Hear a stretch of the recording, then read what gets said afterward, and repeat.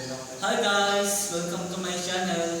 Ako nga pala si Kit and today tuturuan ko kayo ng kung paano i-apply ang exponential rule. So, first of all, hanapin po muna natin yung i-anayin ko na muna natin yung formula ng exponential rule. So,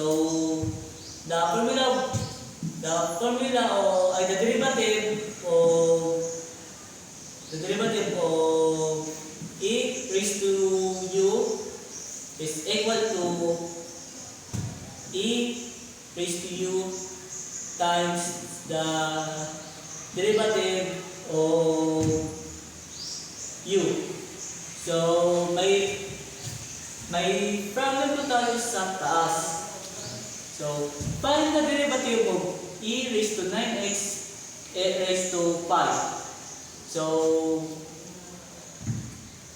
yung muna, hanapin po muna natin yung u natin, which is equals to, ito po, yung sa taas. So, u is equals to 9x raised to 5. Yung next po is, yung hanapin na naman natin yung derivative niya. So, the derivative of u of 9x raised to 5 is equals to, ibabalak po natin yung pi na yan, so magiging 9 times pi times i of 9 times pi over x raised to pi minus 1.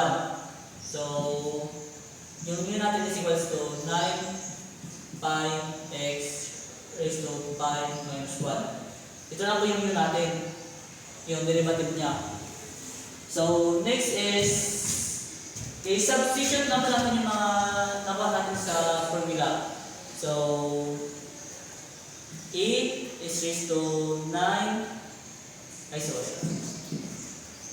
The derivative of e raised to 9x raised to pi is equals to e raised to 9x raised to pi times the derivative of u, which is 9 pi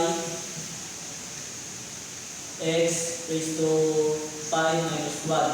So, ayusin na lang po natin. So, magiging 9 pi x raised to pi minus 1 over e raised to 9x raised to 5. So, yan na po sagot natin. And, okay, so, ito po. I hope po may naintindihan po kayo sa lesson na to, and hope to see you again on my next video. That's all. Thank you. Goodbye.